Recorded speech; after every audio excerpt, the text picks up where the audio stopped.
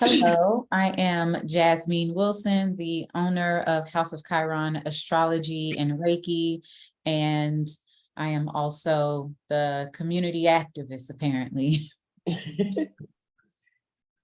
Thank you for joining us today, Jasmeen. Welcome today to this episode of Enlightened Investments, you guys. Me and Jasmeen are going to get into a lot about astrology because she's an astro nerd and I'm an astro nerd. So we probably will dive really deep into the different questions of astrology. If astrology is your thing, definitely stick around. But if you're also just starting out on your spiritual journey and you want to see some perspective and you maybe have some questions about the process of growth, the ups and downs, definitely, I'm sure we'll get into that as well. So my very first question to you is, how did you get started on your spiritual journey? What really kind of was the catalyst in you saying, I know there's more to life than just getting up, going to work, come home every day? Girl, good question. So this is a story that probably began when I was born, or maybe even before I was born, because we know all those things. But I will say my Saturn return.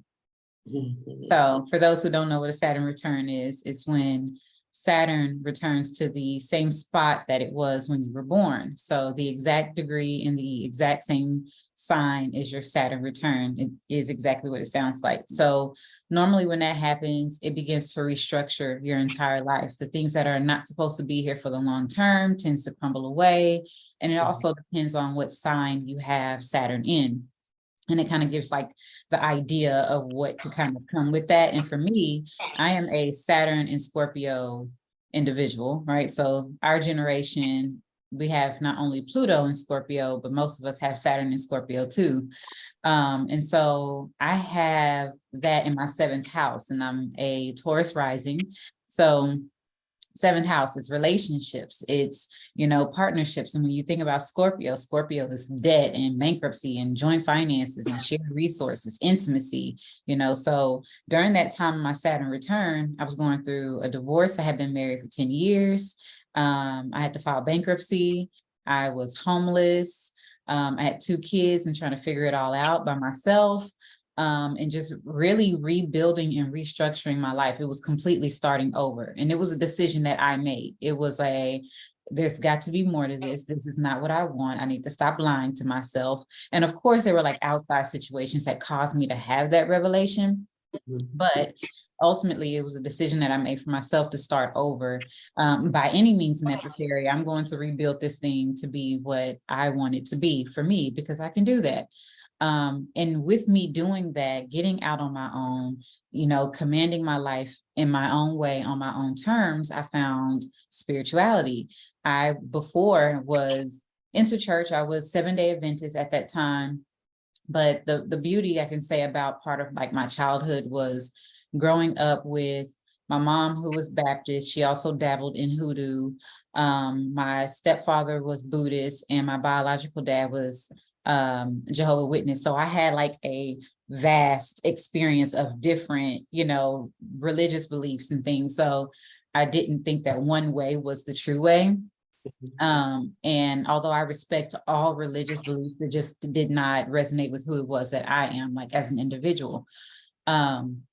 So with that, I was like, okay, I'm turning away from Christianity.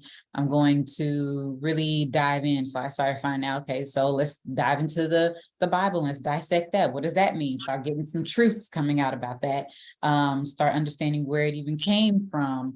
And then that led me into astrology, because there's a lot of synastry there in between astrology and the Bible. And I was just like, wait a minute, Revelations is a timeline. What is this about? So I was like, okay, there's so much here. And that is what drew me into diving deeper into astrology. Like I already knew a little bit of it, but I've been actually studying astrology really hardcore since about 2016. Nice. Yeah. Nice. So that's very interesting, because I would say that dissecting the Bible is what got me into astrology, and then deepening my knowledge of astrology and numerology and how it connects with all of the religious systems is what was the catalyst in my spiritual growth. I was real young. Like I was like 14, 15, researching this stuff, going through this stuff. And then by the time I was like 19, I had to like rebuild my life from scratch. And then even now I'm 31, going through my Saturn return, it's been a whole nother rebuilding and starting over and like reassessing. But I would definitely say if you are someone who comes from a Christian background or you have been raised with the Bible, your ancestors were Christian, dissect it, research it, take it piece by piece. I've read the Bible cover to cover multiple times over. It's a great book. It has a lot of symbolism that you have to learn and decode. But once you get through that, it all ties into astrology and numerology. That's all the Bible is. Really, that's all it is. Even through all of the translations. So I just find it interesting that you said that because I don't really hear that often, and people be looking at me like I'm crazy.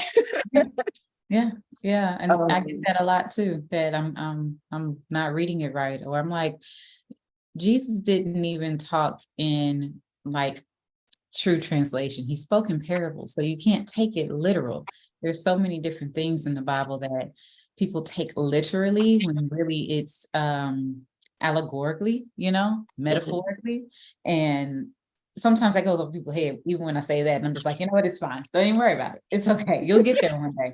I'm okay with that. And I'm okay with that. I accept you where you are as you are, because that's Christ. That's true Christ-like. Yes. And that's the key. That's the key. That's what we're all here to do, is just be a little more Christ-like. I mean, we're human, so we can't be Jesus, but we can be more Christ-like. It's not that hard. It's not that hard. So I like that you said that, because it's not a perspective that I hear often. And I just be like,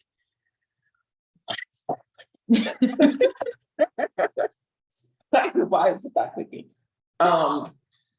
Maybe we need to do like a metaphysical Bible breakdown one day or something. That would be a cool collaboration. Let's do that. Yeah, let's do that. That would be a cool collaboration. Okay, so my next question for you: would you say that astrology plays a strong role in your business and your day-to-day life? And if so, how so? Oh, yes, absolutely. So first and foremost, the business is astrology. Like that's a major part of it. That's kind of like the foundation of it all. And even me starting the business, I had no idea that I was going to start the business in this way. And we'll get into that another time. But it plays a major role because, of course, I follow the stars and the planets and all the things. So the timing of things, right? And if I'm going to launch something, I need to make sure that it speaks well with my company's astrological chart, right? So when I created my business, I created it on a certain day, at a certain time, in a certain location, just like how we are born on a certain day, at a certain time, at a certain location. So it has its own chart, it has its own personality, its own purpose. And so I make sure that when I am launching anything or wanting to do something for my business or however, I am doing it in accordance to the astrological makeup of that energy, right? Because it's all that it is, energy. We're all energy. So yeah, it plays a major role in that aspect. And then also, just in general, me learning astrology, I learned that people are all very different, but we all have a lot of similarities, right? And so it's about more so appreciating the similarities, but yet respecting the differences. And so when I am reading for people and I'm actually dissecting their charts, I'm not coming from a space of judgment, right? No matter what patterns they may be in or what cycles they're continuously repeating, I can do so with love and compassion to say, okay, they're not there yet. And it's okay. But my job, my purpose here is to show them, make that awareness come to light, so to speak. And so I use that, understanding that I got from even doing astrology when it comes to my clients, like, it's okay. Your purpose is to help them gain that awareness. And that's all that astrology is. It's a level of awareness. It's a blueprint of who you are and why you're here. It's your contract, basically. Mhm. I think a lot of people just don't, because astrology is so dense of a subject, they just are thinking about all the different parts. But if you want to break it down, obviously get your chart read, book a natal chart with me or Jasmeen. Mhm. But if you want to do it on your own, I would say take an area of life that you're struggling with, whether it's relationships, work, whatever the case may be. Look at your birth chart, look at the transits as it applies to that area of life, and things will start to make sense because you can apply things in real time and kind of grow with it in real time versus trying to take on your whole chart at once or saying, okay, let me master my sun sign, let me master my rising sign. Da, da, da, da. There's way too much that goes into it for you to start like that. You're gonna always be confused. So just start with your issues and then work your way around the chart after that. I promise you, it'll make a lot more sense. I like how you said you made sure that your business chart was in alignment with your business goals, because I don't think a lot of people think about that. So talk about how you have seen that since the start of your business kind of show up and evolve from now in your business. Yeah, so say for instance, when I started my membership, it no longer exists. I did not expect for it to go like until the end of time, right? I knew it was going to be a temporary thing because it's what I wanted. I wanted it to be a temporary thing. And also it's just in my chart for my business that memberships in that kind of way is not necessarily something that's going to be a consistent aspect, not in the way that I was doing it. It was something to like kind of get my foot in the door. Now, I just simply look at, it's something called electional astrology. So there's so many different types of astrology. And that's another thing that people kind of don't know about, like so many different types.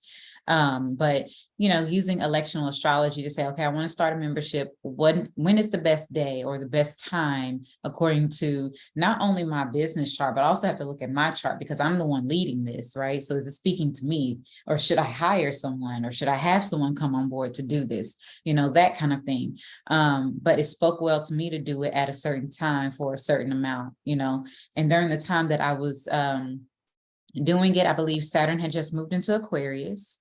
And so Saturn Aquarius, it was like I was building a community, right? It was an online community because Aquarius is technology.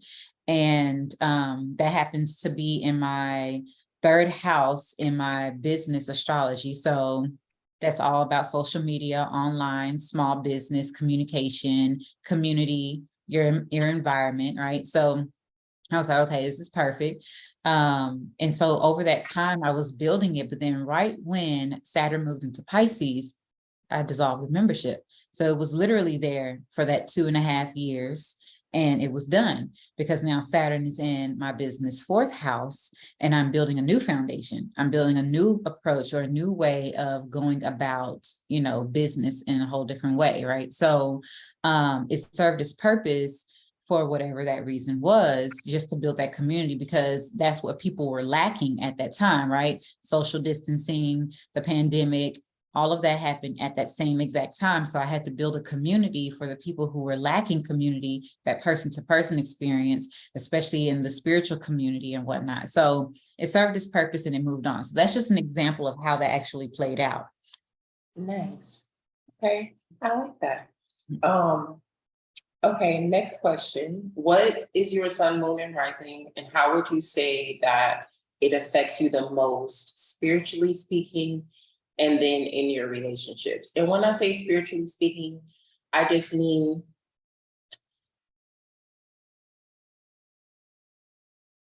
from the perspective of your spiritual gifts, because I feel like a lot of people don't realize how their moon and rising sign plays into their spiritual gifts, and you being astrologically aware, I want you to talk about that. Ooh, girl. Okay. So it was so much I learned about myself and I was like, oh, it makes so much sense. So I am a Gemini sun. Okay, Gemini gang gang. I am a Aries moon and I am a Taurus rising, aka ascendant. So my moon is in my 12th house. Right. The 12th house is spirituality. The 12th house is healing. It's mental health. It is that interconnectedness that we have with one another, but it's also about the ancestral things. It's about things that are unseen. That includes the spiritual world, the spiritual realm. It is that veil between the reality and, the physical reality and the non-tangible reality. And with my moon being there, of course, it's like, okay, yeah, I got these spiritual gifts from my maternal side of my family also, but I'm able to be more sensitive, right? Because the moon is our emotional capacities, right? It's our sensitivities. And it's also that gut response. And with it being in such a spiritual house, my gut response always tells me something. I know things before they happen. I get a message or I get a dream, because 12th house rules dreams, or I get a vision. It's kind of like a drop of water being placed on my head and in my scalp. I can feel the coolness of it. And it's like, aha, it's like that all the time. So my moon being in Aries, now let's dissect that a little bit. Aries, right? People don't talk about astrological things in aspect to like hoodoo, conjure work and stuff like that. So Aries, when you bring into that aspect of it, is the conjure spirit, right? So when you have Aries, your moon in Aries, that is where you have a lot of like your breakthroughs, your manifestations and things coming through conjure work. So I do a lot of candle work. I do a lot of conjure work. I do my hoodoo, and literally my mom was dabbling in that, right? Now, my Taurus ascendant, I did not embrace that at first. And I'm going to tell you, because I've had the most issues with Taurus women in my life. And now in retrospect, I realized because I was not accepting of myself, right? Mm-hmm. So the first house or your ascendant, typically is the house of self, right? It's who it is that you are, your appearance, your body, how you approach things, how you see the world, how you initiate things. And with me having it in Taurus and me having all these issues, all these Taurus women, I'm just like, oh, I was not accepting who it is that I really am. Mm-hmm. Oh, they were reflecting parts of me that I wasn't ready to accept. Oh, that's why I didn't like them bitches. Mm-hmm. I didn't like me. Yeah. So that is another aspect. Now, my Gemini sun is in my second house. And so that just tells me like a lot of that I already am attached and understanding of my values. I don't need to learn that. I didn't need to kind of like grow through and understand that. Now I have Chiron in Gemini, also conjunct my sun and my Mercury. And I would compromise my values based on my wounds and not being worthy. Not feeling worthy, not feeling valued, not feeling seen or heard, right? Gemini. So that's where I was sinning against myself, was compromising my values, compromising my sun energy, my purpose, my focus, my vitality, who it is that I really am, right? My ego, compromising all of that. And me learning all of that energy was just like, okay, I see what this is. I have a voice and I need to use it.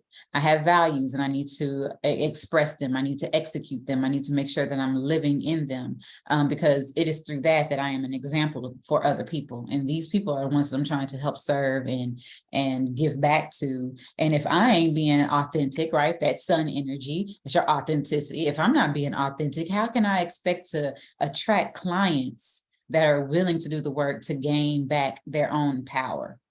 So it was a whole thing. It was a whole thing for me.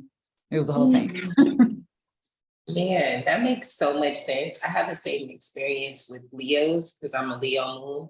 And like my grandmother is a Leo. We've never gotten along. So like my first experience with the Leo woman was just not what it should have been. And then after that, I just found that I never could get close to them. Like they would always do something to just really make me look at them like, what's wrong with you?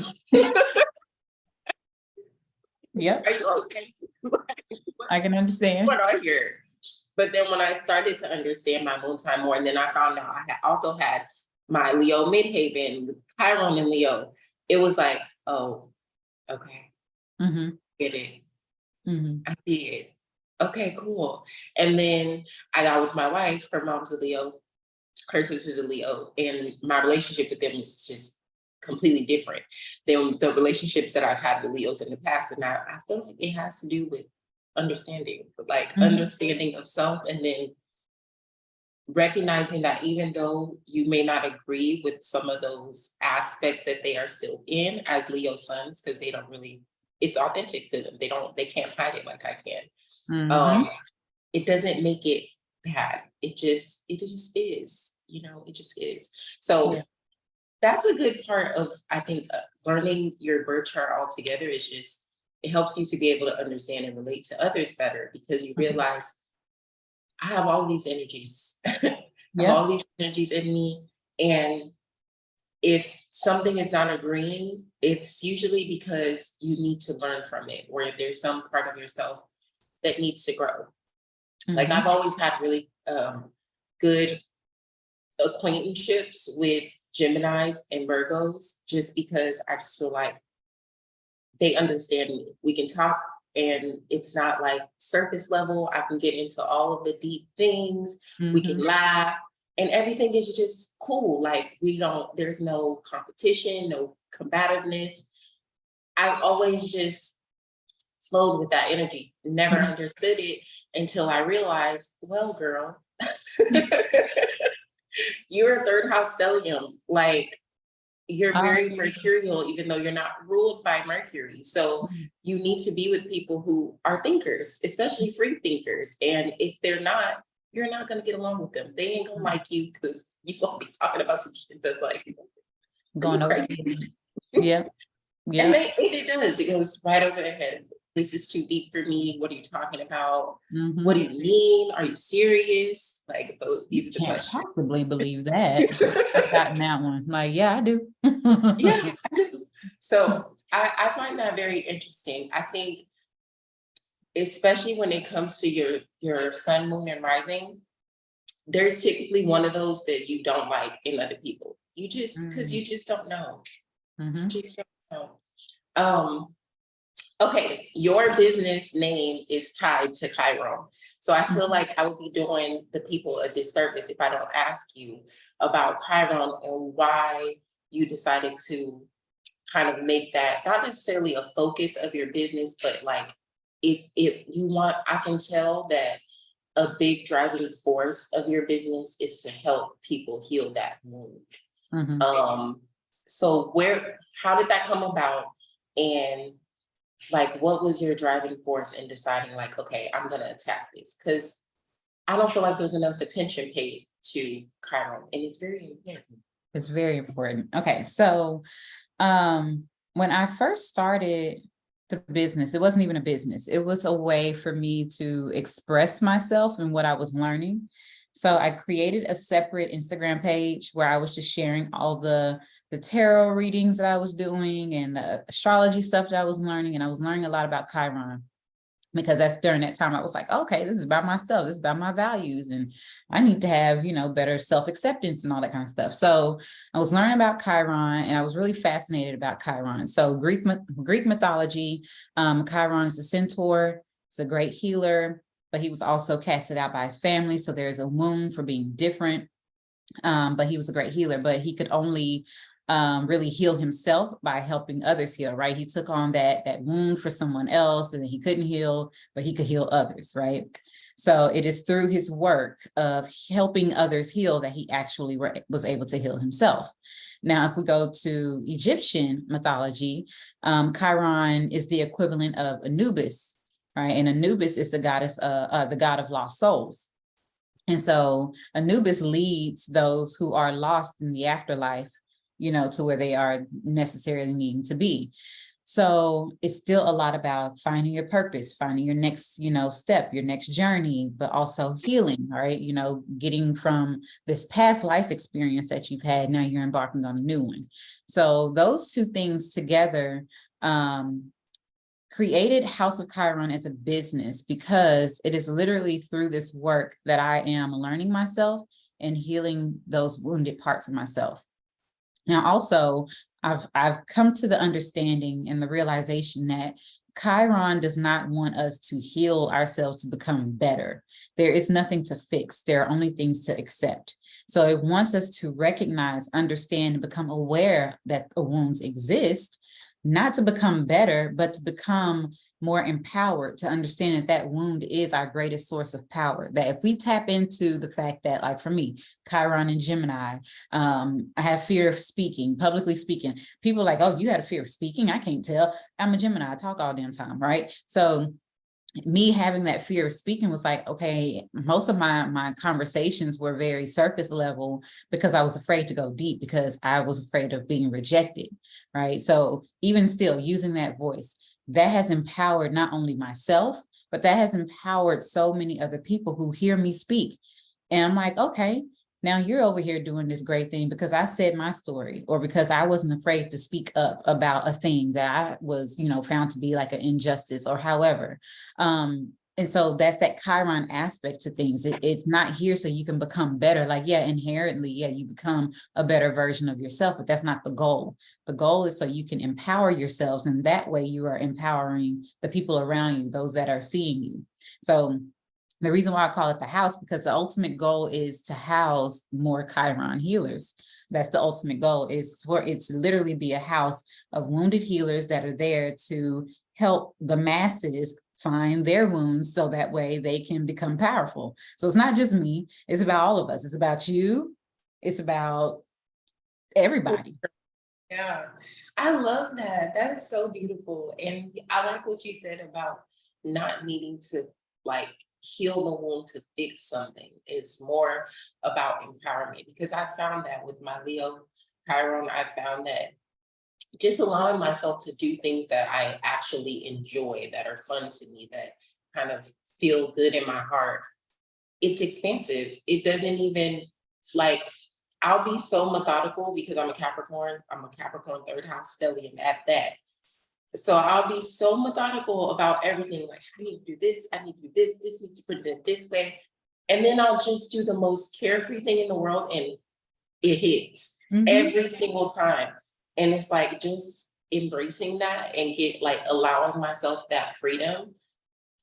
It changes things. It changes things. But I used to think like, well, I just don't like being in the spotlight. I just don't like all the attention being on me. So I need to just get over that. And it's like, it's so much deeper than that. It's so much deeper than that. It was that wound being expressed. Yes, Yeah. yes. So I like that you said that. I think we need to pin that in like a comment or something. Or I might put that part of this video, because that's just, I think, something that a lot of people need to hear at this time. Okay, so my next question, what would you say is one experience that you had, like something that actually happened to you? And you kind of started off with this because you said, you was on the verge of homelessness, you were going through a divorce, so I'm sure that was probably the experience. But what would you say is one experience that was a real catalyst in your spiritual growth? And what was it in that experience that kind of made the light bulb come on? Yeah, I would say it was definitely that time in my life going through a divorce. Now, if you fast forward, you wouldn't be able to tell that I experienced any of that, right? Thank God we don't look like what we've been through. But but and even then, like my relationship with my ex-husband and his current wife is not what it was back in 2015, 2016, whatever, lots of healing has happened on both parties when it comes to that.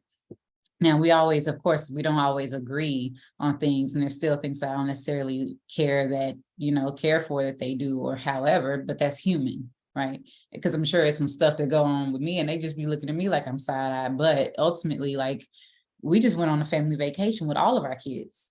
And yeah, it's like, that's a whole nother story to get into, but it's like that situation for sure. But also, as I was dissecting my chart is so literal. I'm realizing that it's so literal, and it's not always that for everybody. My chart was so literal, so simple, straight to the point. My dad is a Scorpio. All right. So in Vedic astrology, the father is represented by the sun, But in Western astrology, Saturn can be represented as the father. Now I have Saturn in Scorpio in my 7th house with Pluto there. Pluto is death and transformation. Scorpio was there. My dad died when I was 7, my 7th house. And he was a Scorpio. My mom is a Leo. I have Leo in my 4th house. The 4th house represents your roots, your foundation, your mother, the feminine, all of those things, your home and family, your upbringing, right? Because your IC, which is that line from your IC to your MC, goes right through my 3rd and 4th house. So it goes through Cancer and Leo. Cancer is the mom. My mom is an actual Leo, and I have Leo occupying my entire 4th house.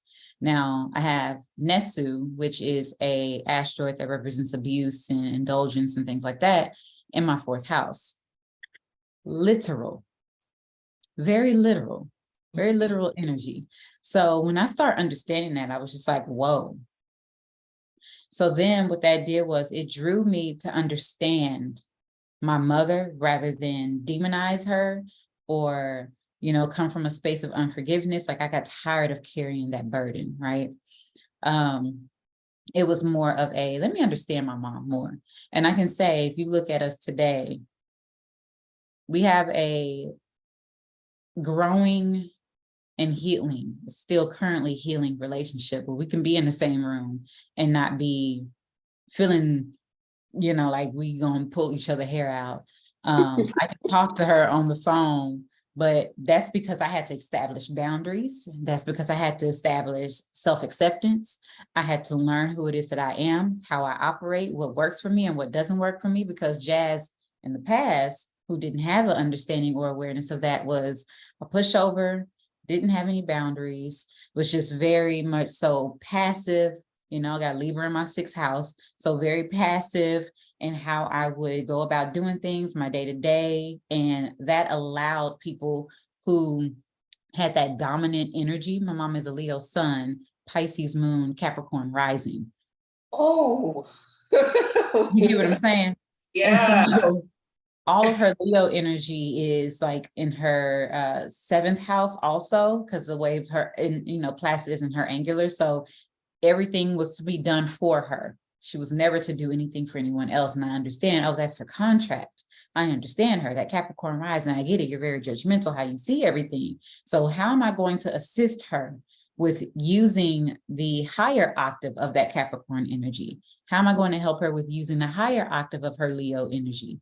So it was more so coming from a space in that way, other than me demonizing her for being in that low vibrational energy. It was like, okay, how can I help her get there? How can I be more of me that helps her to be better, a better version of her? So that's my literal thing when it comes to it. That is very powerful, because it's like I said, when you start learning astrology, it helps you relate better to other people, especially the people that you love, when you're learning their charts too. Learning my mother's chart and then understanding that I have Libra in my 12th house. My mom is a Libra sun. And things just started to make so much sense. And I was just like, okay, I know what to do with this energy. I know how to work through it. I can't always allow it to break me down and like put me into a space where I'm absorbing her karma, because that was my childhood. Okay. Wow. That was my Talk childhood. about that part. Like you can't absorb someone's karma. Yeah. Like, so, but I mean, think about it. If it's your mom, right, and they have primary care over you and it's just you and them, what else are you to do? You don't really have a choice. So literally and astrologically speaking, going through that and not having the understanding, obviously, as a child, and then coming into like a deeper understanding of it at like 2021, it changed my whole perspective of how I looked at my mom, and that allowed us to mend our relationship. So I 100% understand what you mean by that, because it's just like, it makes you view them as human. And it's not that you don't view them as human before, but it's just the anger. The anger can get in the way of you giving them a pass, and you just shut down. And that's unproductive for them, unproductive for you. So it's like you have them on this pedestal because they're your mom, right? And then that's what I did. I took my mom off this pedestal. I took her off. I said, she was once a little girl. She was once a woman, that was young and figuring it out, just like me. She also was a mom that was a young mom that didn't have as many resources that I have. Now she had to figure it out. So I took her off that pedestal and I gave her some grace. And I said, okay, I'm not going to say that she's above me or I'm over her. We're equal because we're both women. We're both Black women in this country at that. So yeah, okay, I'm going to give her some grace. Let me understand this woman. But it definitely takes understanding, for sure. Understanding and acceptance, because it's hard to accept the fact that people may never grow into who you know they can be or who you feel like they are. And just accepting them where they are, it's hard. Yeah. It's hard. Lots of people about that. Yeah, it is. Like, that's a whole nother conversation for another day. Okay. So we talked about your spiritual practice with your business. Okay. So what would you say is the importance of just keeping a consistent cleansing, protection, and prosperity work going? You already said that you're a person who does a lot of rituals. I have Aries in my 6th house, so I do a lot of rituals. Every week I'm burning a candle, for even if only for my ancestors. I'm burning a candle. And for me, it has to be, I have to do candle magic or water magic. If I don't, something just doesn't feel right. Even with me being an earth sign, like I can go outside. I don't feel the need to do rituals outside, but I will call upon the elements of the earth to do things for me, like on my behalf, and just kind of like give my energy to the earth. And I'll do rituals in that way. But it's something about candle magic that changed the game for me. That's not the case for everybody, but for me, definitely changed the game. I think it has a lot to do with my 6th house being in Aries, and then also my wife is an Aries sun, and a Capricorn rising, and I'm a Capricorn sun. So I feel like that has a lot to do with why things started changing with candle magic, or with me incorporating candle magic into my practice. But what would you say is just the importance of the consistency of keeping the work going? Because everybody wants to do something when they need something, but you need to be. Yeah, and I feel like a lot of that comes from patriarchal views, right? Indoctrination, it comes from biblical things, all of that we go to the higher power when we need help. And for me, it's like the higher power, the most high source, however you identify, God, whatever, has equipped you with everything that you need to make things happen for yourself, right? So for me, it's a dedication. It's also like more so like a devotion, right? So even if I was to take that aspect of like the biblical things, it's more of like a devotion, like doing something daily, making sure that I bring my coffee and my water and my fruit to my ancestors, lighting the candle, making sure that they are able to have a way through to see the lights, and whatnot. Like just keeping that and not doing it when I don't even need anything. Like I have everything that I need. And that's also, it helps me stay present in the moment, that no matter what circumstance I'm going through, I still have everything that I need. I'm still equipped with all that I need to make things happen for myself. Like, yes, I can call on, the elements. I can call on my ancestors. I can call on the Most High. I can call on my spirit guides. However, and all they're going to do is just direct me to the thing that I already have to make it happen for myself. I just can't see it right now, but they're going to make me aware of it, right? And so if I stay consistent with that, I never lose connection to it. And that's how it is in my mind. And it could be a small thing. Like I know there's some days where I know I'm tired, I'm tapped out, I have 4 kids, right? So I'm tired. I don't want to do, my prayer at the altar all the time. I can just do a simple prayer in my mind, but I'm always going to make sure that they have what they need. They're gonna have their coffee, they're gonna have their water, and they're gonna have their fruit, the food, whatever it is I give them, for sustenance that day, just some type of offering. And that is also a reminder that I need to take care of myself in that way. So it goes beyond just, oh, I'm going because, or I'm doing this candle work because I need something. It's like, no, this is how you take care of yourself. Even when you don't feel like you have the energy to do so, light that candle, do your work, do your devotional, however you want to do that, go to your altar, however, whatever you have the energy and the space to do, it's a reminder to stay connected, not only to the higher power, but to yourself. Stay connected to that power. Yes. You are the higher power, essentially. It's you. So when you're at your altar every day, when you're saying prayers, when you're putting out offering, when you're going outside and taking a walk, whatever the case may be, you are the altar. Mhm. It's you. So when you're giving that energy, you're essentially giving that energy to yourself. It may not feel like it in that moment, Mhm. but I promise you, it adds up. It comes back. And not even in a sense of like, I'm gonna get a reward for this, but in a sense of I have clarity, I have direction, I'm protected. Mhm. And those are things that you can't see every day. But Yep. if you do the work, like she said, turn it into a devotion. It doesn't have to look like whatever everyone else's devotions look like. If you don't want to light a candle, don't light a candle. Don't want to set up an altar, don't set up an altar. You don't want to go outside, don't go outside. Do whatever feels natural and good to you, but do something every day to devote time and energy to your higher self, which Mhm. is the higher power. We all Mhm. know there's something here that we can't see, we can't feel. It keeps us waking up and breathing every single day. It keeps the sun rising and setting every Mhm. single day. We all know that. We call it different things, but we all know it exists. Yep.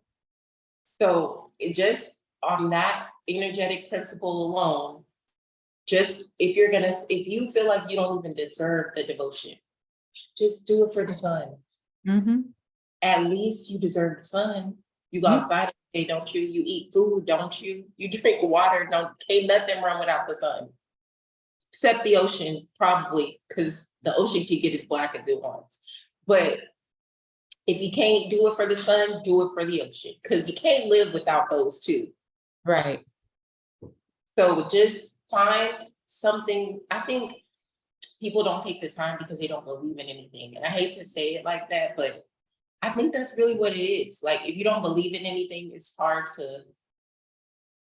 to create devotions. It's hard to be consistent. It's hard to be dedicated. It's hard to maintain faith. You have to believe in something.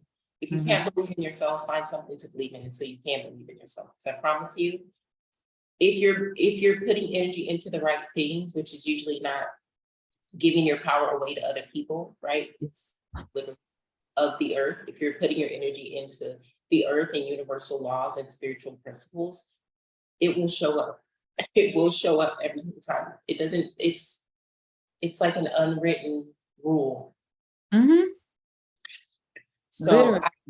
I think it's profound that you said it like that, because essentially what you're saying is you are the walking, living altar. Your body is the temple. If you just think of serving yourself each day, it should be easy to do the work. Yeah.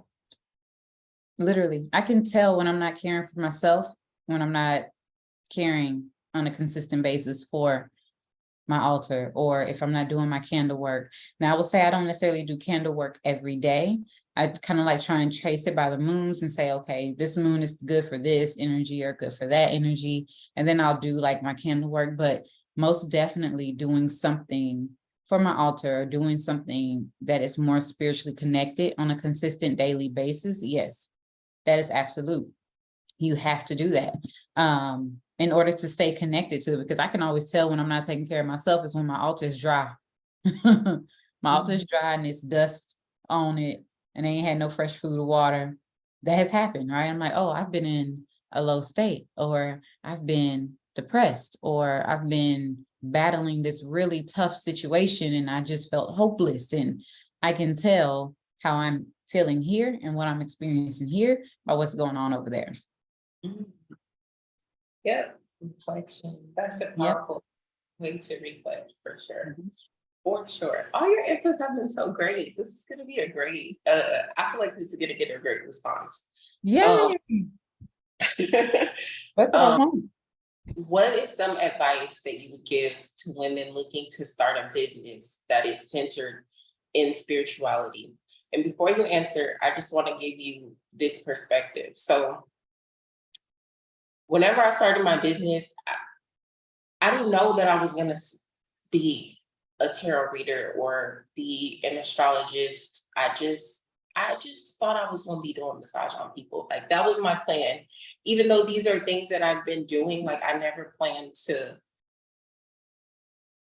be as public and like charge people and all of the things. Like that was not my plan or goal. It just kind of happened like that. Mhm. And then I was like, okay, God is telling me I have to lean into this, so I'm going to surrender. I don't have a choice but to be obedient. I always tell people that I have way too much Capricorn energy in my chart. Saturn don't play around. If I am disobedient, I'm getting my ass kicked every time.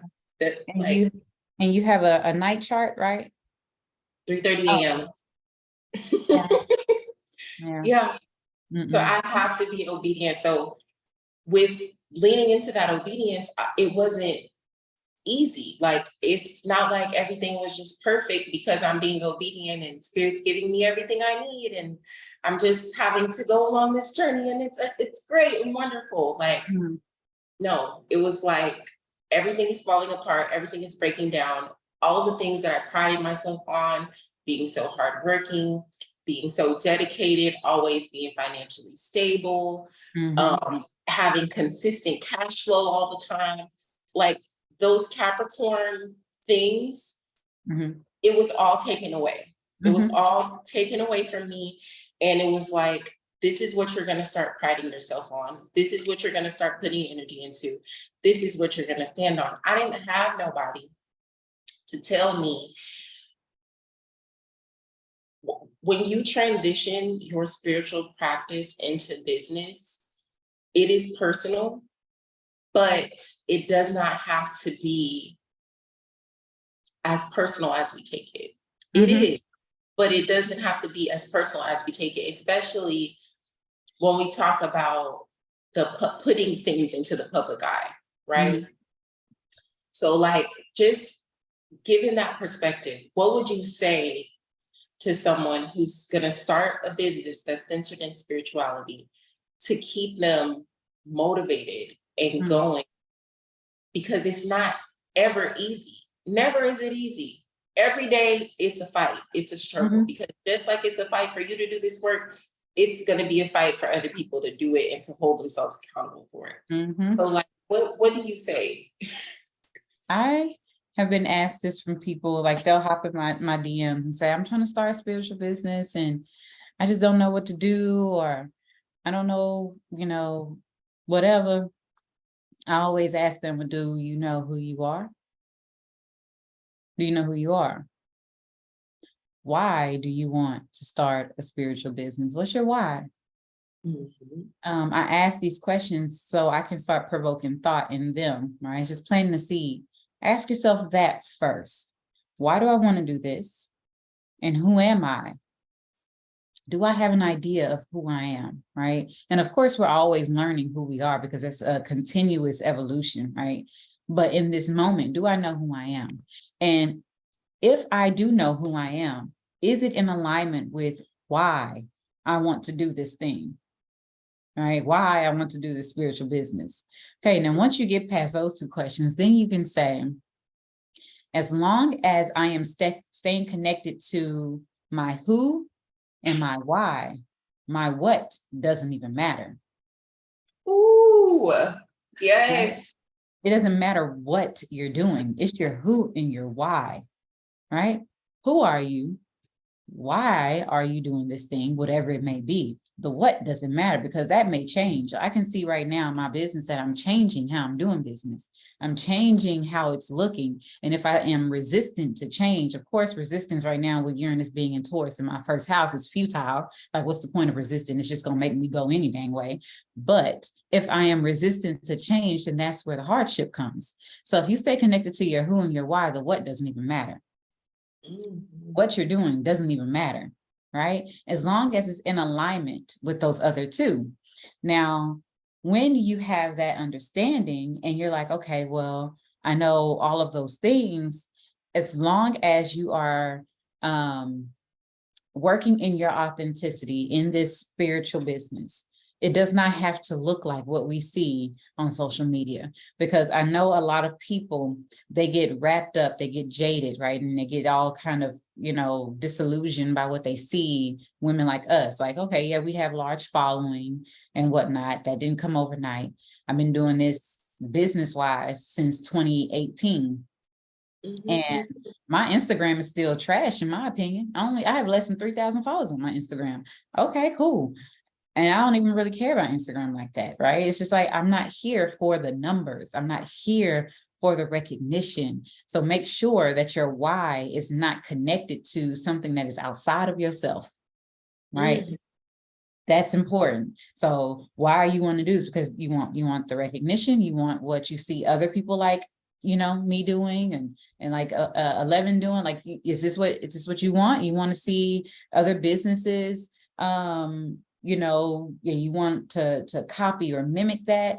Is it that you want the end result? Because you ain't gonna get that end result especially if you're not connected to that who and that why. Especially if you have no idea about that who and that why, the end result is going to look very different. And that leads you to disappointment, because now you're having to start over and find another avenue. And that's what happens. So that's what I tell people.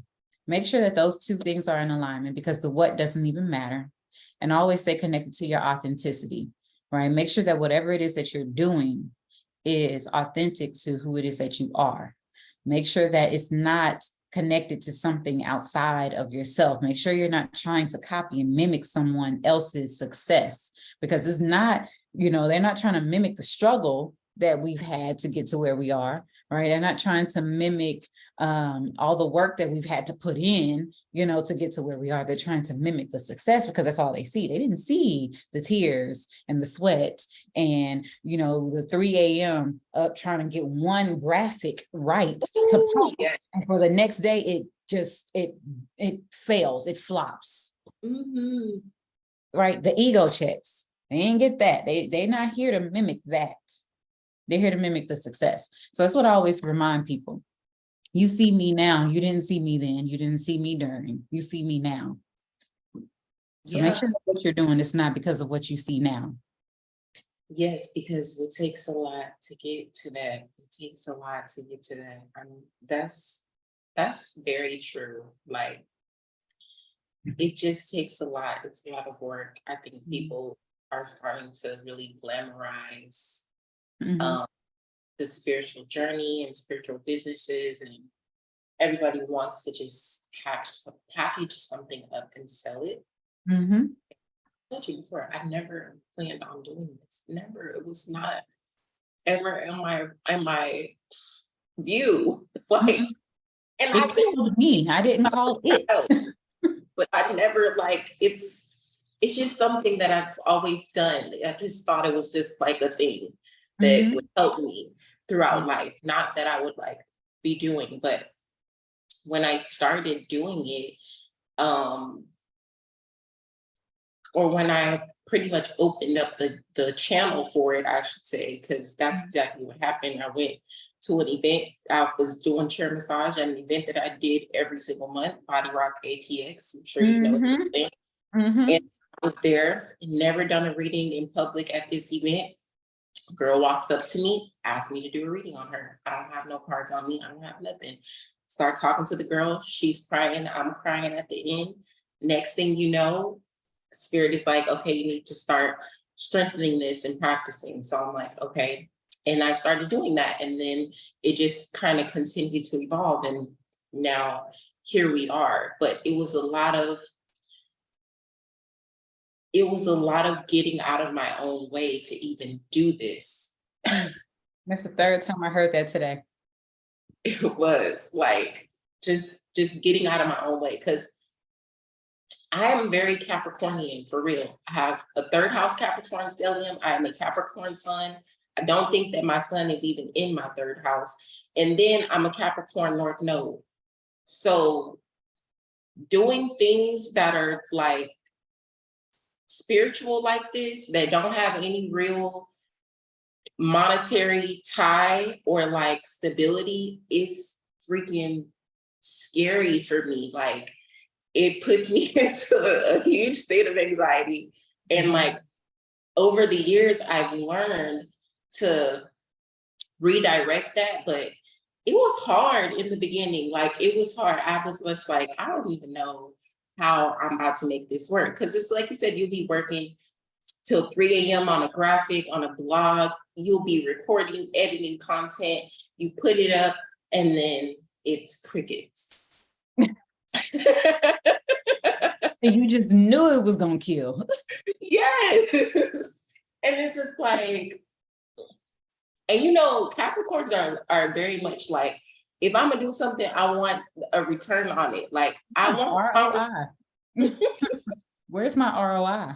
Yes. Yeah. So just getting out of like that aspect of it and understanding more of like the ways in which I needed to feed the Leo aspects of myself, it really made my business make more sense. And like, I wanted to do this because astrology, tarot, mindfulness, meditation, connecting with my ancestors, that stuff changed my life. Changed my life completely. Yes. And I help people do that. I just want to help empower you to get to know yourself better so that you have the life that you want. That's it. Whatever that looks like for you. Yep, that's it. That's it. So it's like, when I make it that simple, it makes what I'm doing make sense. Instead of me saying, I need the money, I need the public authority, I need the recognition, because the Capricorn in me, she be on that. I ain't even gonna hold you. She be on that, like, heavy. And I had to tell myself, like, if you get all of this, but you don't change any lives, don't make any impact, nobody is understanding the depth of what you're saying, are you going to be happy? No, the answer is no. But I've been doing this since 2018, and there are people that I know I've made an impact on their life, and I know that they have done the work to change things in their life. And for me, if I die tomorrow, I would be happy with that. Yep. Same. So it's like, you're absolutely on point when you say, when you find the why and who you are, the what doesn't even matter. Because if you're making the impact, that's the most important thing, you know. And because you can execute your why in doing anything. Anything. That's literally. Right? That's that fulfillment. Like, what's filling you up? It's not the what, it's the why. Are you living in your why? Are you executing your why? Are you expressing your why? Oh, you are? I bet you feel fulfilled. It's the what. Like, you can do so many different whats, and those whats, if they're not fulfilling your why, you feel dead. Yes. Absolutely. You definitely feel dead. That's why we be at dead-end jobs ready to leave every day. Because it's not helping us fulfill our why, unless you have attached your why to it. Like, a lot of us in the spiritual world, we go back to work because, we live in this capitalistic ass country, right? So we go back to work, but we're saying, okay, I'm going to go work this job because it's going to fund my why, right? And that's how we got to look at things now when we're in this kind of dynamic, right? Like, I have a Capricorn midheaven. Did you know that? I did not know that. Yeah, I have Neptune conjunct my midheaven in Capricorn. So that's why me and you, we mesh.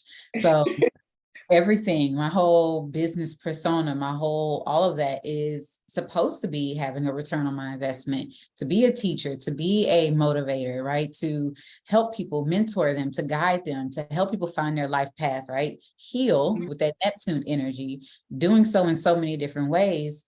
And that's my why, right? And the what, like, okay, yeah, I'm doing social impact work. Yeah, because I have Aquarius in my 10th house. That's my work, right? That's my career. That doesn't necessarily mean that that's my purpose, so to speak, right? It's helping the wise, helping that purpose. The ultimate purpose is not connected to a job. That's when people get things mixed up. Oh, my purpose is to be no, your purpose is to do what? Find out what you're supposed to do. That is that why. So I know what I'm supposed to do. Now, how I'm doing it, it can happen in so many different ways. I just need to make sure that everything that I do, I'm doing it with that purpose in mind. So, Yes.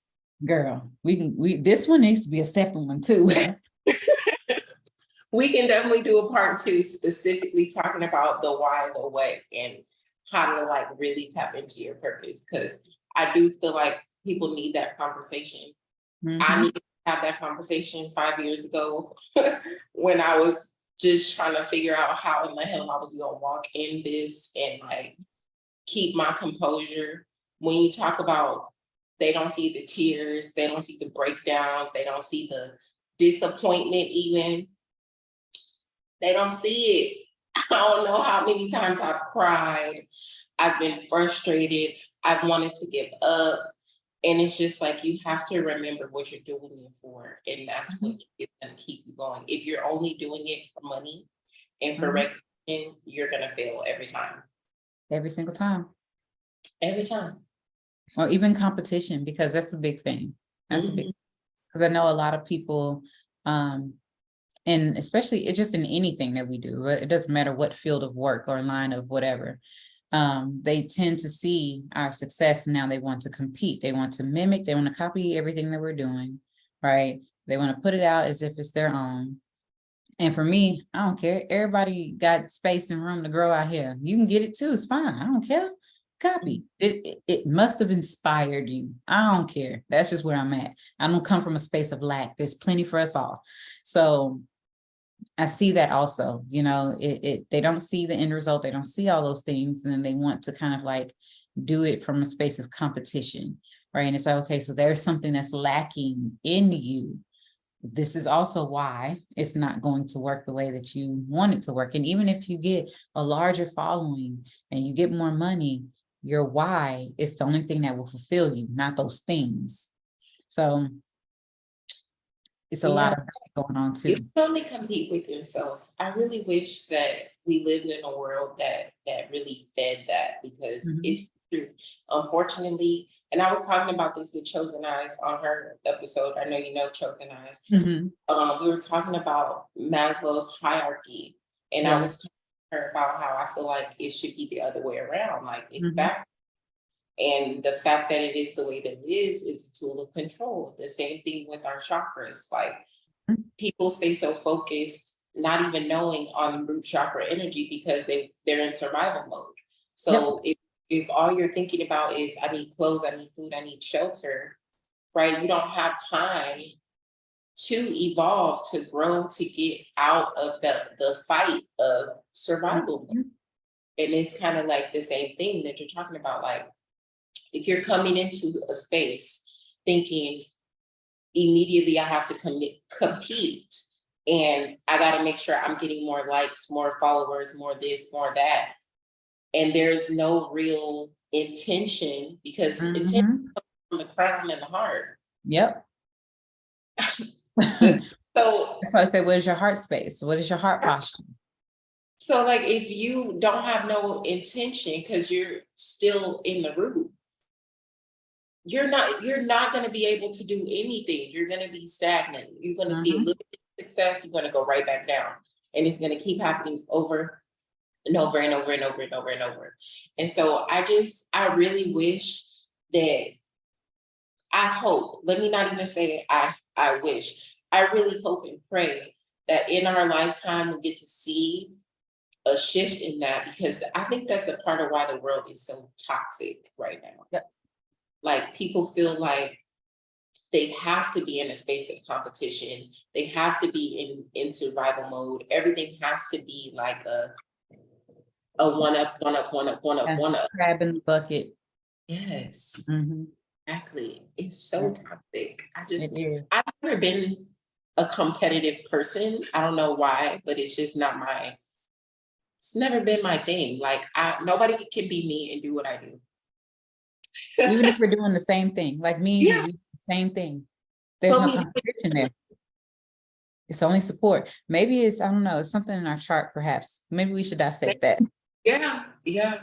But I think that's a big thing, is not coming into it from a space of competition, because essentially you can't compete. Mm-mm. One, your spiritual journey, if you have a spiritual business, it's gonna reflect your spiritual journey.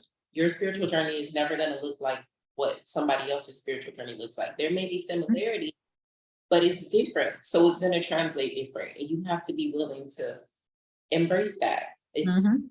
There's no other way around it. Yeah. Okay, couple more questions. Okay. How do you balance out your love life and your business? Like when you come into a certain space of self-awareness, Mhm. your relationships begin to change. The way that you love begins to change. Things that you accept and love change. And when you have a spiritual business, usually it's energetically taxing, or it can be.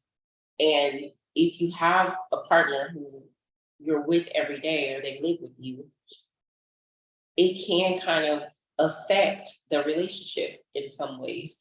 So I want you to speak to that, and how you kind of find balance, because you also have kids. So that's another thing that goes into it.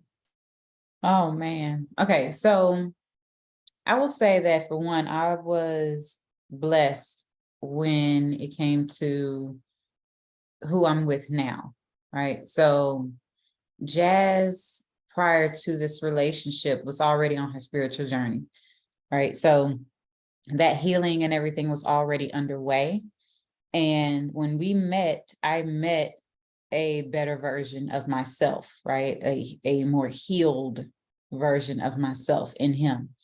Someone that was still going to continuously do work. And, he's also very spiritual. We do a lot of, the new moon manifestations, and we do all of the things together. So it wasn't hard.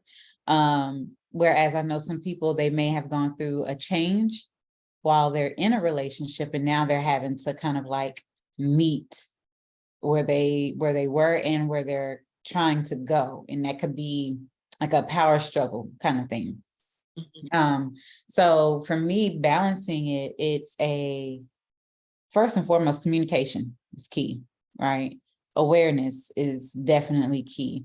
And I feel like, because I mean, not only do I have the business, I work, and I have the kids, and I'm in school for my master's. So I have a lot going on, and there's a level of compassion and grace that needs to be had on both parties, because I know, like, when I am gone all day because I'm doing all these things, I come home, he's been with the kids all day.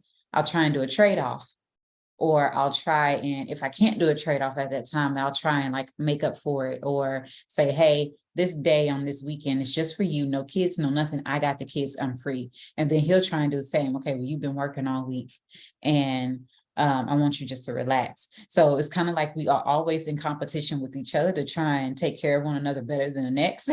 So that's how it kind of works. It's like I'm always keeping him in mind, and he's always keeping me in mind. So it's like, I can say it's easier in this dynamic because we're both on a journey. We both have an understanding of where we're going, where we're trying to go. And so with that comes like a easier level of compassion and grace, that he know I might be tired, and I know he might be, overstimulated, because we have kids ranging from the age of 6 to 18. And, you know, I know that we need a break. I know, like, okay, we designate certain days where we don't work at all. We are just spending time on us. Okay, we're going to go out on a date. So it's about being very intentional about your time with that individual and what each person needs, and also using that discernment and your intuition to say, okay, I can read that this person is tired. I understand their mannerisms. I understand that what they're going through right now, what they're having on their plate, and then trying to show up for that person the same way that you would show up for yourself, right? So that's how I balance it as much as possible, because I got a lot going on. And he does too, right? Like, he got his own things going on. He got business. He's a board member. He's in the community just like I am. Like, plus we got the kids. It's a lot that we're both doing. And so it's a lot to juggle, most definitely. Plus we still got friends. We still have other family members to take care of and to check in on, so. But just the intentionality of creating like space for rest and then also balance so that things can grow is definitely important. And just having that support too is important. Having somebody who understands the work, because it's a lot. It's a lot, especially when you talk about like the work on top of regular work, on top of school, on top of community activism. Like, that's a lot of stuff. A lot. How do you avoid and identify energy vampires? Because energy vampires is just like a big thing, I think, in the work that we do. Somebody is always looking for somebody to save them. And looking for like I call it a pill. I feel like that's what they want. They want just like a pill, a symptom reliever, something to soothe whatever pain point they're experiencing at that moment and just make it okay right then and there, but not actually change it, evolve it, heal it. You confront that, first of all. No, identify it first of all, and then secondly, confront it. So it's not always easy to see it up front, because people can package, their intentions very pretty, right? It's what I've learned. People can package this real pretty. And they'll say, oh, I really need help gaining the tools so I can take care of blah, blah, blah, and do this on my, so that's one thing. But then, like, is your talk matching your walk? So I give it time, right? And that's really what's that old school phrase, no skin off my teeth, to give you a little time to show me who you are, right? Or show me who you really are, what your intentions really are. Because you showing up to, meetings or events, or if I've given you homework to do, are you actually doing the homework? Now, not only are you actually doing the homework, are you actually executing what I have assigned you to do? If I say, hey, this thing is happening and you're doing this thing, I want you to practice doing this. And you don't practice doing that. And then if I say, hey, well, how's that going? And you have an excuse, that's one, right? Okay, cool. I understand, because I do understand. I'm not gonna say that you're a horrible person because you just want an easy fix. I get it. You're hurting. You want it to stop. I get it. Been there. I understand it. But who it is that I am, I don't have space to hold for people who are not willing to do their work. And I've always said this from the start of the business. I do not want professional clients. I don't want people who are going to come here and stay here. I want you to come get what you need. I want you to learn. I want you to grow, and I want you to go. I don't want to have this, okay, I've been having you as a client for 72 years. It's different if you're coming to get a solar return. It's different if you're coming to get a lunar return. Those are things that happen once a year, once a month, great, but you're not actively getting work, like the spiritual aspect of work, the healing work. It's like going to therapy with the same therapist, talking about the same thing, and there's no change, right? I don't want that. literally, I don't want that. That's not what I want. I want you to come here and get what you need. And I want to see change happening. And I want to be able to say, okay, you no longer need this one-on-one mentorship. You no longer need this whatever service. Like, yeah, come and get your solar return so you can know how to use the energy that's coming for you, because it's always going to be a thing. Come and get your lunar return. That's perfectly fine too. But don't be here and it's 7 years down the road and you are still in the same cycle that you were when we began. That's not what I want. And I can easily see that after a certain amount of time. Okay, this person is this. I had a client that something like that happened prior. And she was making excuses on coming because she wanted to learn astrology so she can use it for herself. And she had an excuse on why she was not showing up for our meetings. Like, I'm scheduled. This is my time. I could have been using this time for someone else.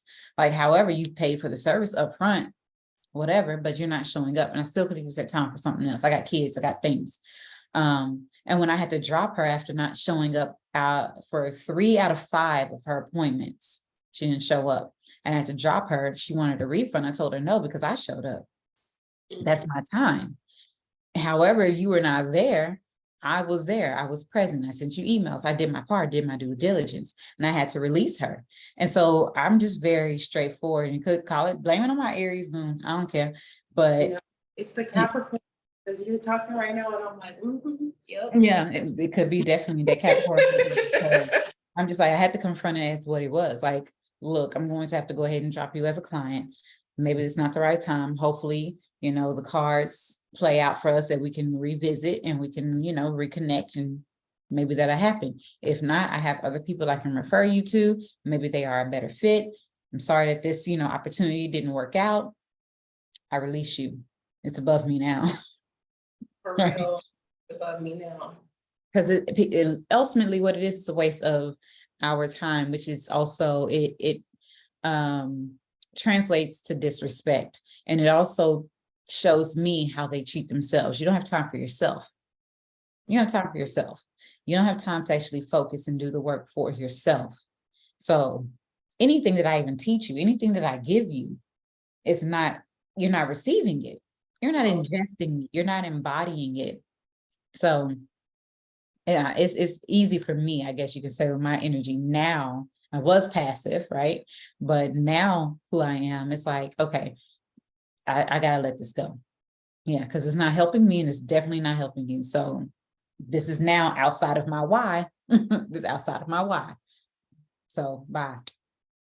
Yes, man, that's a good example. I've definitely experienced that, and I've had to let people go. I've had to tell them, like, don't, essentially just don't book with me because I can't help you. Like, you are not in a space where you're ready to do the work, you're not ready to help yourself. Or even like if I'm in session and I've been talking to someone about a certain issue for however long or multiple times, and they say, hear you? No, you don't. Immediately, I know that you don't hear what I'm saying. You hear me, but it's not clicking. So now because you can't come to a spiritual counselor or healer not prepared to work. I cannot heal you.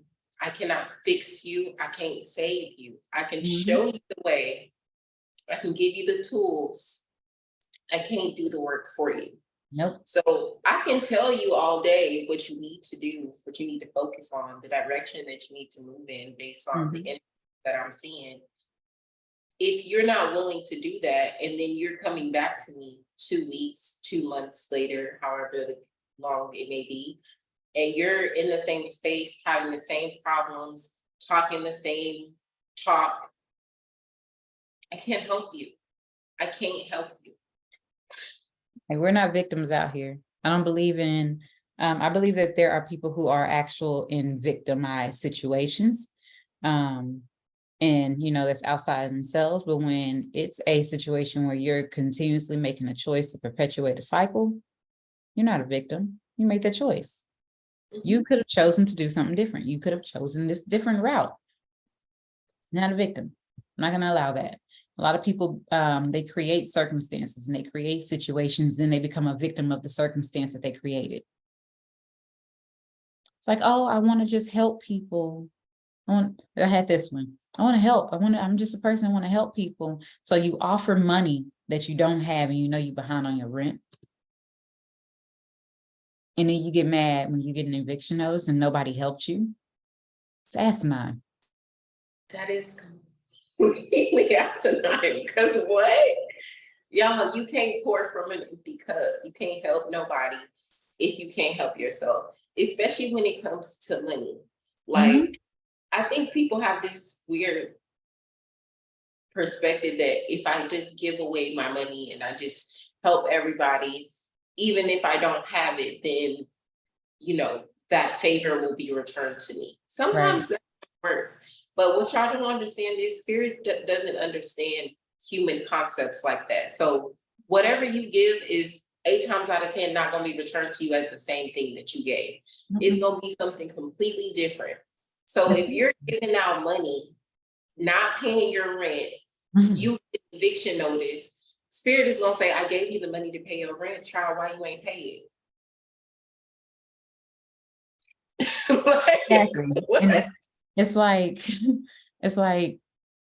when those type of situations happen, it's kind of like, okay, you're living out that patriarchal thing, right? The thing that church has taught a lot of us is that give what you don't have and you'll be blessed in return. And that's not necessarily the case all the time. Like, you're always going to be blessed. You're blessed right now because you're alive. You're blessed because you're eating. You're blessed in every situation that you're in. But you ain't about to be blessed in this situation because you just put yourself up. You just set yourself up for failure, and they become martyrs, right? So when I have those situations, I look and see, okay, where is Pisces and where is Neptune in your chart? Where is Libra? Because you're also people pleasing. Where's Aries, right? So I need to look and see why you're not tapping into your Aries energy and you're using this Libra energy. Or where's your Virgo energy, where you can be more decisive and more action oriented, right? Where you're like, okay, I know what I need to do, and be more practical in your approach rather than being more Piscean, right? In your lower level octave of Pisces energy, and say, well, if I give and, creating this illusion, so I kind of look at people's charts and I'm like, okay, this is why you have an ill aspect to this, or you have a square here, or there's this opposition here where you need to find balance, honey. It's just kind of like that thing. So even in people's situations like that, I can see where the problem is and therefore offer a solution. Now it's up to them to actually go with that solution. And if they don't go with that solution, then I can say, hey, look, I release you. Yeah, go ahead and free yourself, Fantasia. Yes, it's too energetically taxing. I can't do it. Just can't, because I don't want to ever be dealing with the client and I'm getting angry because they refuse to see it, or they refuse to do the work. And I will get mad. Like, I am a Leo moon. I will get mad and I will be like, look, I'm not about to keep doing this with you. I'm not about to keep going back and forth with you. Like, this is what it is. This is what you need to do. And that's it. Like, I can be very cut and dry, and I don't like to be like that with my clients. So I want to be nurturing. So if I feel like you're putting me into a position where I have to give you like too much tough love, I don't want to deal with you because you're not ready. Whatsoever. I feel you. Yeah, you're not ready. So that's definitely a thing. I think a lot of people set themselves up for victimization and failure, and then they want to blame it on the world. And it's just like I said, spirit does not have the same view as us humans on these human concepts. So you can't just be doing things you shouldn't do and not operating in your wisdom, not operating in your knowledge, not operating in spiritual truth, thinking that spirit is going to reward you just because this is what you've been taught. What you've been taught and what you see is sometimes two completely different things. And you better go with what you see, because what you see is actually real. That's the difference between knowledge and wisdom. It's one thing to know something, When you start doing it and acting in it, then it becomes wisdom. You become wise. So Yep. if you are coming to me and Jasmeen and you're wanting to learn about your astrology and we're telling you, okay, these are the aspects that you have. This is what you need to do with this. This is what's going on with this. And so now you start to learn more about astrology, and inherently, you know what's in your third house, you know what crosses this, what squares you have, like, and you still decide to work against that energy. Why would you expect good things to happen? It just doesn't. It's repeating the cycles. Yes, doesn't work like that. Going back to the beginning of our conversation, that's what the Bible is about. Literally. Like, Literally. that is what the Bible is about. So Where they travel for 40 days and the people, and they didn't know who they were. That's us, it's Black folk, but we're not gonna get into that. That's a whole other podcast. You can do a whole series. Episode. Like, it just, the Capricorn in me cannot compute. I'm telling y'all, I can't. I'd be like, Lord, is it me? Like, what's going on? Like, yeah, that makes a lot of sense. I hope y'all really take this in, because a lot of spiritual counselors feel this way. Some of them are not going to say it out loud and be upfront, because they may need the money, or they may be more passive, or they may just be more of a nurturer. But I'm not. I'm gonna tell you, I can't do it. Yeah, at all. Okay. Okay. Two more questions, and then we can wrap up. Okay. First, advice for conserving your energy in doing this work. What would you say? Conserving your energy is, like we just talked about, those energy vampires, making sure your discernment and your intuition is up and is strengthened. So that way you can know when to say no more. Boundaries. That's a big one. Assert your boundaries. Don't be afraid of your boundaries. No is a complete sentence. Absolutely. Another thing, recharge. After you've done the work for people and you've assisted, make sure you go and do your work. Make sure you recharge, you do your self-care, you take your breaks, you disconnect from social media, you disconnect from people, interactions. Take your time for you as much as you possibly can. And also, don't overbook yourself. Don't be so driven by, I got to have all these appointments because I got to make all this money, or I got to help so many people.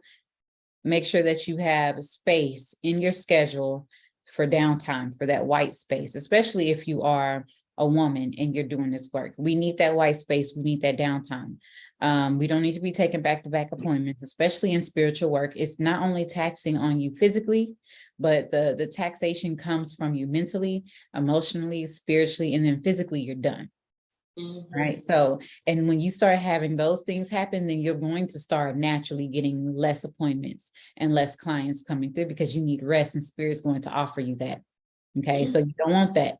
So make sure you have your breaks. Don't be taking back-to-back appointments. Have a cap on how many appointments you take per day. Know your limitations, understand who you are, understand your rhythms and how you work, and also how you don't work. So that way you can be the best spiritual practitioner that you can possibly be in this work. Because you ain't serving nobody by not serving yourself. Never. That's the key. Can't serve without serving yourself. When you put the energy that you need to put into yourself, it easily reflects out to the world. You don't even have to do anything. So if you feel like you've been trying to present yourself as this spiritual counselor, spiritual healer, you're not getting necessarily any receptivity on that, you may need to go back and see, like, is there something that I'm missing that I need to work on so that this can reflect out? Because people can see it. Even though you may not wear it like on your face, people can feel the authenticity. They can feel the experience, and it makes a difference. So that was good. Okay, my last question to you. what would you say are some gadgets or apps if you're not a gadget person, or even tools if you're not a app person that you have used or that you would say you can't live without or that really have helped you as far as growing deeper in your knowledge and also in business? Okay. So first, knowledge of astrology. I recommend the pattern over CoStar for various reasons, but I recommend the pattern. Also, I will say, get your astrology books and read them. If you do audiobooks, great, do that too. But me, as you can see, I need to have a tangible book because this, I don't know what it is. Blame it on my Gemini. I don't know. Either way, get your books. Some books that I would recommend. The Chiron book is really good that I have. The Astrology, Psychology, and the Four Elements. That one is a really good book because it helps you like merge and understand how astrology works on the psychological level, as well as the four elements and how that all works within us. Learn about your rising sign first and foremost, because that's the most important one. Sun sign readings and sun sign astrology is great, but your rising sign is where it's at. That's how you learn about yourself. Everything starts with the rising. Your time of birth is more important than the day of birth. Like, yeah, it's all important, but to know more about who it is that you are and gain that awareness, learn about your rising sign. So the rising sign book is good. Let's see, for business, make sure that you get everything in order. Get your documents in order. Like I'm not here for the patriarchal view of like running business. And I know, yeah, I'm not here for it. But if you're gonna do business here, you want to make sure that you're covered. So make sure you have your LLC or your DBA. Make sure you have your documentation, your legalities, and all that stuff together. Get you a DUNS number, right? So work on your DUNS number. I was thinking about adding all of this on my website for those who want to know and just like offering that. So this question is telling me, yeah, do it, sis. So Yeah, I was just about to tell you, do it. yeah, let me help with that. So learn how to operate business. Learn where you can get your DUNS number. Like I have websites and all that kind of stuff. I just don't know by heart. I will definitely say astro.com, Lunastrology. Those are really good apps, and also AstroSeek. Those are great to like kind of follow the planetary alignments of what's happening in real time.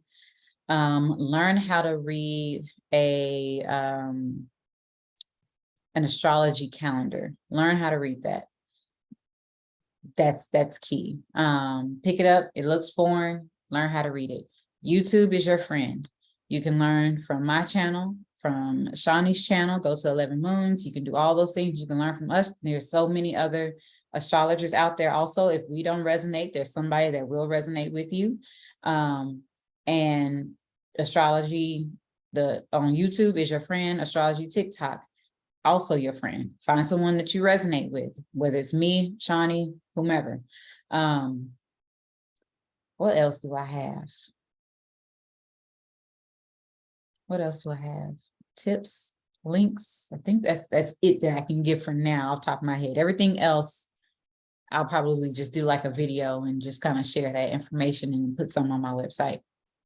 I would recommend doing that. I know a lot of people who need help with that. So yeah, I would recommend it's definitely a high need for it at this particular time. Two things. I think I know what books you're talking about, but I know somebody's gonna ask me in the comments. You had mentioned a rising sign book and a Chiron book, and then the rising sign, your astrological mask, okay? And then the Chiron book, and then the last one that you said, astrology, psychology, and the four elements. Who is that, the author of that?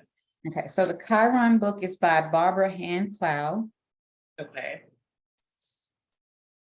She is I believe she's like a Native American Aboriginal woman, I believe, and don't quote me. but yeah, Chiron book by her. The Rising Sign, it says your astrological mass, that's by Jean Avery. And then the psychology book, that is by Stephen Arroyo. It is Astrology, Psychology, and the Four Elements by Stephen Arroyo, Arroyo. He has a master's in psychology or something like that. Okay, thank you for that. I'm gonna put these titles and authors in the description. Yes. Make me your website and YouTube links so that I can also put them in the description. Okay. Is there anything else that you would like to add other than telling the people one more time where they can find you? Stay connected to your why.